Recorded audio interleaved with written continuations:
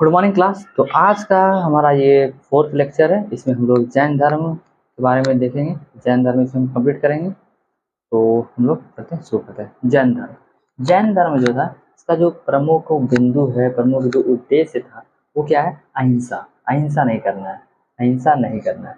अहिंसा पे इन लोगों ने जोर दिया। इन लोगों का जो प्रमुख केंद्र या बिंदु है वो क्या है? अहिंसा। ठीक है। जैन जैन शब्द क्या होता है? जैन शब्द जो है संस्कृत की जीन जीन जो शब्द से बना है। जैन शब्द जो है ये संस्कृत के जैन शब्द से बना हुआ है, संस्कृत के जीन शब्द से बना हुआ है। जो जैन धर्म थे इसमें 24 तीर्थंकर आए, 24 गो तीर्थंकर आए, 24 तीर्थंकर।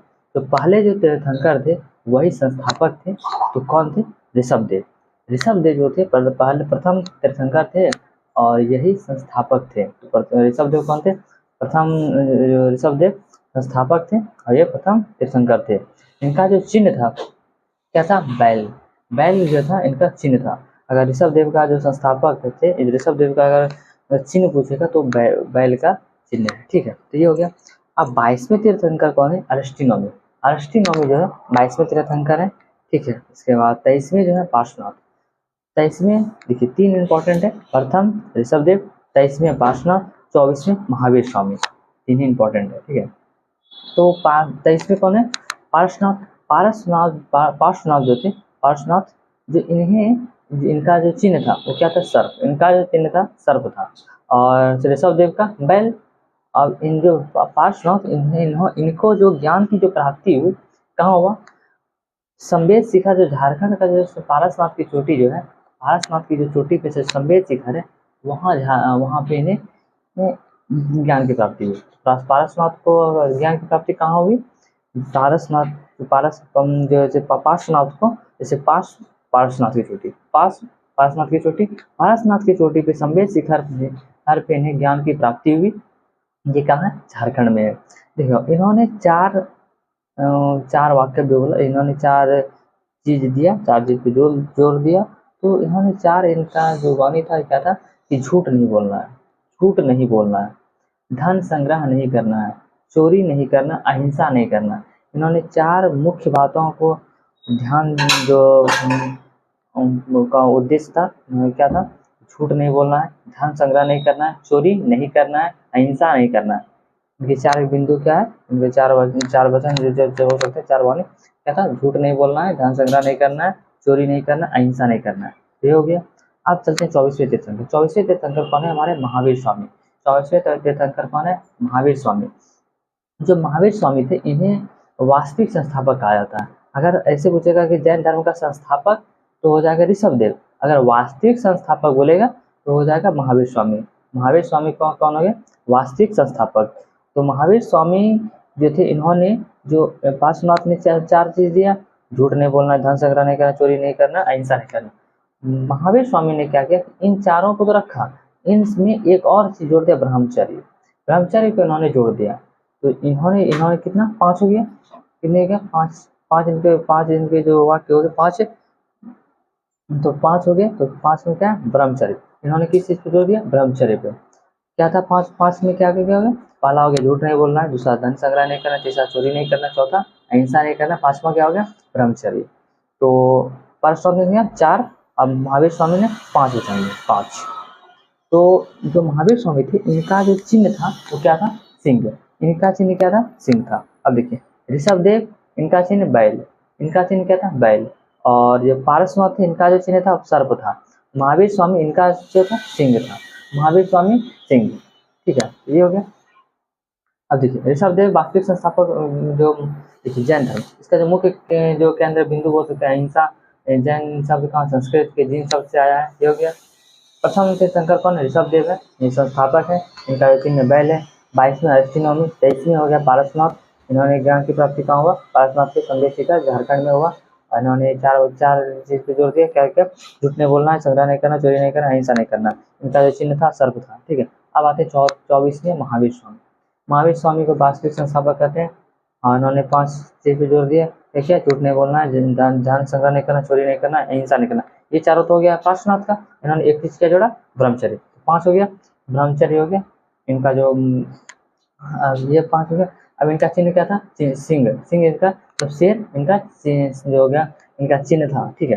तो ये देखिए महावीर स्वामी के बारे में डिटेल्स है, बाकी इन सब में वही पूछता है। इसके बाद जो जो जैन धर्म में जो डिटेल वाइज पूछता है तो महावीर स्वामी के बारे में पूछता है। तो महावीर स्वामी के पिता का नाम क्या था, सिद्धार्थ। महावीर स्वामी के जो पिता का नाम क्या था, सिद्धार्थ था। महावीर स्वामी के पिता का नाम क्या था, सिद्धार्थ था। और महावीर स्वामी के जो पिता थे वो ज्ञात्रिक कुल के थे, ज्ञात्रिक कुल के राजा थे। जो महावीर स्वामी के जो पिता थे वो राजा थे, वो किस कुल के थे, ज्ञात्रिक कुल के राजा थे। तो महावीर स्वामी के पिता का नाम क्या है, सिद्धार्थ, और इनके किस कुल के थे, ज्ञात्रिक कुल, और ये राजा थे सिद्धार्थ। तो इनकी महावीर स्वामी की माता का नाम था त्रिशला, त्रिशला इनकी माता का नाम है। त्रिशला जो है महावीर स्वामी की माँ का नाम है, माँ का नाम क्या है, त्रिशला। भाई का नाम क्या है, नंदी वर्मन। जो इनके भाई का नाम क्या है, नंदी वर्मन है। महावीर स्वामी के भाई का नाम क्या है, नंदी वर्मन है। और महावीर स्वामी के बचपन का नाम क्या है, वर्धमान। इनके जो बचपन का नाम क्या है, वर्धमान है। इनके बचपन का नाम क्या है, वर्धमान है। महावीर स्वामी के बचपन का नाम क्या है, वर्धमान है। इनका जो जन्म हुआ था महावीर स्वामी का तो 540 ईस्वी में हुआ था। 540 मतलब 540 ईसा पूर्व हुआ था, 540 ईसा पूर्व हुआ था। इनका जन्म कब हुआ था, 540 ईसा पूर्व हुआ था। वैशाली के निकट कुंडल ग्राम में हुआ था। वैशाली का जो वैशाली जो बिहार में, वो वहाँ उनके वैशाली के निकट कुंडल ग्राम में इनका जन्म हुआ था। कब हुआ था, 540 ईसा पूर्व में हुआ था। महावीर स्वामी की पत्नी का नाम क्या था, यशोदा। महावीर स्वामी जो थे इनके पत्नी का नाम क्या है, यशोदा। महावीर स्वामी की पत्नी का नाम क्या है, यशोदा। इनकी बेटी का नाम क्या क्या था, प्रियदर्शनी। इनकी बेटी का नाम क्या है, प्रियदर्शनी। इनकी बेटी का नाम क्या है, प्रियदर्शनी। महावीर स्वामी के बेटी का नाम क्या है, प्रियदर्शनी। इन्होंने इनके जो दामाद थे, तो प्रियदर्शनी का जो पति थे कौन थे, दामाद, महावीर स्वामी के दामाद जमाली। जमाली जो थे ये महावीर स्वामी के दामाद थे, ठीक है। और इन्होंने 30 वर्ष में गृह त्याग दिया, मतलब ये 30 वर्ष के उम्र में इन्होंने घर छोड़ दिया, ठीक है, घर गृह त्याग कर दिया। इन्हें जो ज्ञान की प्राप्ति हुई 12 वर्ष के कठोर तपस्या के बाद जाम्बिक नामक जो जाम्बिक ग्राम नामक जो जाम्बिक ग्राम रिजुपालिका नदी जो था, देखिए इनको ज्ञान की प्राप्ति कब हुआ, 12 वर्ष का कठोर तपस्या करने के बाद इन्हें ज्ञान की प्राप्ति हुआ। कहाँ पे हुआ, जाम्बिक ग्राम रिजुपालिका नदी के किनारे साल वृक्ष के नीचे। इन्हें कहाँ हुआ ज्ञान की प्राप्ति, जाम्बिक ग्राम में हुआ, जाम्बिक नामक गांव में हुआ, रिजुपालिका नदी के किनारे साल वृक्ष के नीचे इन्हें ज्ञान की प्राप्ति हुआ, ठीक है। यहाँ तक ओके। 12 वर्ष के कठोर तपस्या के बाद इन्हें ज्ञान की प्राप्ति हुआ, जाम्बिक नामक ग्राम में हुआ, और रिजुपालिका नदी के किनारे साल वृक्ष के नीचे इन्हें ज्ञान की प्राप्ति हो गया। इनका जो गृह त्याग के 30 वर्ष की आयु में इन्होंने गृह त्याग कर दिया, ठीक है। ज्ञान प्राप्ति को कैवल्य या कैवलिन या जीन या निग्रोध कहते हैं। ज्ञान प्राप्ति को क्या कहते हैं, कैवल्य, कैवलिन, कैवल, कैवलिन हो गया, और उसके बाद जीन हो गया, निग्रोध, ये सब हो गया ज्ञान प्राप्ति को कहते हैं। पहला जो इनका जो उपदेश था राजगीर में, इन्होंने पहला उपदेश कहाँ दिया, राजगीर में दिया। इन्होंने पहला जो उपदेश कहाँ दिया, राजगीर में दिया। अंतिम उपदेश कहाँ दिया, पावापुरी में दिया। इन्होंने अंतिम उपदेश कहाँ दिया, पावापुरी में दिया। अंतिम उपदेश कहाँ दिया, पावापुरी। अंतिम उपदेश पावापुरी में, पहला राजगीर में, अंतिम पावापुरी में, ठीक है। और पहला जो इनके भिक्षु थे जमाली, जमाली कौन है, महावीर स्वामी के दामाद, दामाद जो है जो प्रियदर्शी के पति, प्रियदर्शनी के पति, तो ये कौन थे, प्रथम भिक्षु थे। महावीर स्वामी के जो प्रथम भिक्षु कौन बने, जमाली बने। महावीर स्वामी के प्रथम भिक्षु कौन बने, जमाली बने। प्रथम जैन भिक्षुनी कौन था, पहला भिक्षु कौन बना, जो जैन धर्म का पहला भिक्षु पूछेगा तो वो हो गया जमाली, जो कौन थे, महावीर स्वामी के दामाद थे। अगर बोलेगा कि अगर जो जैन धर्म का पहला जैन भिक्षुनी चंपा, चंपा जो थी ये प्रथम जैन भिक्षुनी बनी, चंपा। यहाँ तक ओके। महावीर स्वामी के ने त्रिरत्न दिए, इन्होंने 3 रत्न दिए। क्या क्या दिया, सम्यक ज्ञान, सम्यक दर्शन, सम्यक आचरण। सम्यक ज्ञान, सम्यक दर्शन, सम्यक आचरण। सम्यक ज्ञान, सम्यक दर्शन, सम्यक आचरण। सम्यक ज्ञान, सम्यक दर्शन, सम्यक आचरण, इन्होंने 3 रत्न दिए, ठीक है। और इन्होंने संलेखना विधि दिया, जिससे आत्मा से मुक्ति और पुनर्जन्म से मुक्ति मिल सकता है, ठीक है। तो ये यहाँ तक हमारा ओके। इन्होंने 3 रत्न क्या कहते, सम्यक ज्ञान, सम्यक दर्शन, सम्यक आचरण। तो एक बार रिकॉल कर लेते हैं महावीर स्वामी से। तो इसमें तीर्थंकर कौन थे, महावीर स्वामी, ठीक है। पहला ऋषभदेव, 22वीं अष्टनवमी, 23वीं पार्श्वनाथ। जो महावीर स्वामी इसका वास्तविक संस्थापक कहा था, ब्रह्मचारी इन्होंने जोड़ा था। और इन्होंने सर इनका चिन्ह क्या था, सर्प था। पिता का नाम सिद्धार्थ, यात्री कुल के राजा थे। माता त्रिशला, भाई नंदी वर्मन, बचपन का नाम वर्धमान। और 540 ईसा पूर्व में इनका जन्म हुआ था, वैशाली के निकट कुंडलग्राम में हुआ था। और पत्नी का नाम यशोदा, बेटी प्रियदर्शनी, दामाद कौन थे, जमाली थे। और गृह 30 वर्षों में इन्होंने त्याग कर दिया। ज्ञान की प्राप्ति 22 वर्ष की कठोर तपस्या के बाद ग्राम है, बालिका नदी के साल वृक्ष के नीचे हुआ। ज्ञान की प्राप्ति, इनके जो ज्ञान को जो प्राप्ति है, इनको क्या कहता है, केवल केवलिन जीन निग्रोध। ठीक है, ये हो गया। पहला उपदेश कहाँ दिया, राजगीर में दिया। अंतिम उपदेश पावापुरी में दिया। पहला जो भिक्षु कौन बनी, जमाली। और प्रथम भिक्षुणी चंपा। महावीर स्वामी ने 3 रत्न दिए, सम्यक ज्ञान, सम्यक दर्शन, सम्यक आचरण। सम्यक ज्ञान, सम्यक दर्शन, सम्यक आचरण, इन्होंने 3 दिया। इसका इन्होंने संलेखना विधि दिया। जो महावीर स्वामी थे, इनके कितने अनुयायी थे, 11 अनुयायी थे। महावीर स्वामी के कितने अनुयायी थे, 11 अनुयायी थे। पूछता है महावीर स्वामी के कितने अनुयायी हैं, 11 अनुयायी हैं। तो महावीर स्वामी का जो इन्होंने जो ज़्यादा जो जोर दिया, इन्होंने पुनर्जन्म के कारण, तुरंत इन्होंने क्या, किस चीज़ पे बल दिया, पुनर्जन्म का कारण क्या होता है, आत्मा। पुनर्जन्म का जो कारण होता है, जो आत्मा होता है, इनसे जो मुक्ति पाने के लिए हमें संलेखना या कैवल्य, संलेखना कैवल्य से क्या होता है कि हम अपने शरीर को इतना कष्ट पहुंचाएं कि जो हमारे आत्मा दोबारा जो इस जो जन्म लेने के बारे में ना सोचे। इनका यही मेन पॉइंट था। ठीक है, महावीर स्वामी जो इनके कितने अनुयायी थे, 11 अनुयायी थे। इन्होंने क्या कहा, पुनर्जन्म का कारण क्या होता है, आत्मा होता है। पुनर्जन्म का कारण क्या होता है, आत्मा होता है। पुनर्जन्म की मुक्ति से क्या होता है, संलेखना केवल होता है। 12 वर्ष जो होता है, 12 वर्ष क्या बोलते हैं, 72 वर्ष की आयु में इनकी मृत्यु हो गई। कब हुआ, 468 बीसी में, 468 ईसा पूर्व में इनकी मृत्यु हो गई। ठीक है, 72 वर्ष की आयु में इनकी मृत्यु हो गई। कहाँ हुआ, पावापुरी में। महावीर स्वामी का जो मृत्यु हुआ कहाँ हुआ था, पावापुरी में हुआ था। और इनकी मृत्यु हो गई पावापुरी में 468 बीसी में। और 540 बीसी में, जो 540 जन्म हुआ था, 468 ईस्वी में इनकी मृत्यु हो गई। कितना, 72 वर्ष की आयु में। ठीक है, इनका जो महावीर स्वामी के जो उपदेश थे, इनको किस में रखा गया है, 14 पूर्वा नामक पुस्तक में रखा गया है। तो महावीर स्वामी के उपदेशों को किस में संग्रह किया गया है, किसमें रखा गया है, तो किस पुस्तक में रखा गया है, तो 14 पूर्वा नामक पुस्तक में रखा गया है। महावीर स्वामी के जो उपदेश है, उनको किसमें रखा गया, 14 पूर्वा नामक पुस्तक में। जो महावीर स्वामी थे, इनके जो उपदेश है, किस भाषा में दिया है, इन्होंने प्राकृत भाषा में दिया है। जो महावीर स्वामी है, इन्होंने जो अपना उपदेश है, किस भाषा में दिया है, प्राकृत भाषा में दिया है। तो महावीर स्वामी के बारे में यहाँ तक देख ली। ठीक है, तो महावीर स्वामी के 2 पूरे अनुयायी थे, एक भद्रबाहु और एक स्थूलबाहु। जो इनके 2 प्रमुख अनुयायी थे, कौन कौन, भद्रबाहु और स्थूलबाहु।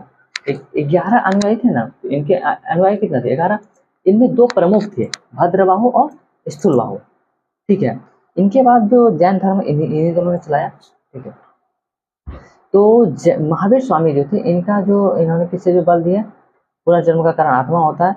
ऐसे मुक्ति पाने के लिए, पुनर्जन्म से मुक्ति पाने के लिए हमें संलेखना केवल विधि से प्राण त्याग देना चाहिए या शरीर को कष्ट पहुंचाए। तो ये हो गया। 72 वर्ष की जो आयु में इन्होंने पावापुरी में 468 ईसा पूर्व में इन्होंने मृत्यु हो गया।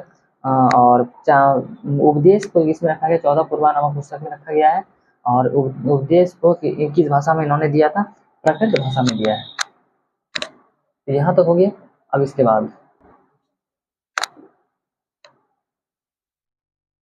यहाँ तक हो गया। अब देखते हैं हम लोग, जो महावीर स्वामी थे, इनके 2 प्रमुख अनुयायी थे, भद्रबाहु और स्थलबाहु। हम लोग भद्रबाहु और स्थलबाहु दोनों देखते हैं। उसके बाद जैन संगीति है, वो देख लेंगे, 2 संगीति हुआ था। और कुछ जो और है 1-2 पॉइंट, वो भी देख लेंगे। तो ये हमारे जैन धर्म कंप्लीट हो जाएगा। तो भद्रबाहु जो थे, भद्रबाहु के समय जब इन्होंने ये जब क्या हुआ था कि मगध जो था, मगध था अभी, मगध जो था, ये बिहार का जो मगध उस समय राजा कौन थे, चंद्रगुप्त मौर्य थे। ठीक है, मगध में अकाल पड़ा हुआ था। मगध में क्या हुआ था, अकाल पड़ा हुआ था। तो उस समय क्या हुआ था कि अकाल पड़ने के दौरान भद्रबाहु ने क्या किया कि वे दक्षिण भारत चले गए। भद्रबाहु जो थे, मगध में क्या हुआ था, अकाल पड़ा हुआ था। तो मगध में अकाल पड़ने के बाद, मगध में क्या होता, अकाल पड़ा हुआ था। अकाल पड़ने के बाद उन्होंने क्या किया, भद्रबाहु ने, वे अपने यहाँ आए, इनके भी यहाँ आए थे, वे उन सबको लेकर दक्षिण भारत फिर चले गए। तो भद्रबाहु के साथ चंद्रगुप्त मौर्य भी गए थे। मगध के जो राजा थे कौन थे, चंद्रगुप्त मौर्य थे। चंद्रगुप्त मौर्य ने अपने पुत्र बिंदुसार को अपना बिंदुसार को अपना राजगद्दी दिया और उसको जो था उनको संभालने का अपना राजपाट दे दिया। और ये भद्रबाहु के साथ दक्षिण भारत चले गए। दक्षिण भारत के जो चंद्रगुप्त मौर्य चले गए, वहाँ पे दक्षिण भारत कहाँ गए, श्रवणबेलगोला कर्नाटक, श्रवणबेलगोला कर्नाटक गए। तो भद्रबाहु के साथ चंद्रगुप्त मौर्य गए, कहाँ गए, दक्षिण भारत गए। कब, मगध में अकाल पड़ने के बाद, जो अकाल पड़ने गया उसके बाद कुछ समय के बाद ये दोनों भद्रबाहु के साथ चंद्रगुप्त मौर्य दक्षिण भारत चले गए। और श्रवणबेलगोला कर्नाटक में इन्होंने संलेखना विधि से प्राण त्याग दिया। तो चंद्रगुप्त जो मौर्य थे, इन्होंने श्रवणबेलगोला जो कर्नाटक का है, तो उस जगह पर इन्होंने संलेखना विधि से अपना प्राण त्याग दिया, प्राण त्याग दिया। और ये जो थे भद्रबाहु थे, ये लोग निर्वस्त्र रहते थे। भद्रबाहु जो थे ये लोग निर्वस्त्र रहते थे। और स्थूलबाहु जो थे, ये स्थूलबाहु जो थे, ये श्वेत वस्त्र पहनते थे, इसे श्वेतांबर कहा गया। और ये इन्हें जो भद्रबाहु थे, इन्हें दिगंबर कहा गया। ठीक है, देखिए मगध में क्या होता, अकाल पड़ा हुआ था। मगध में क्या होता, अकाल पड़ा हुआ था।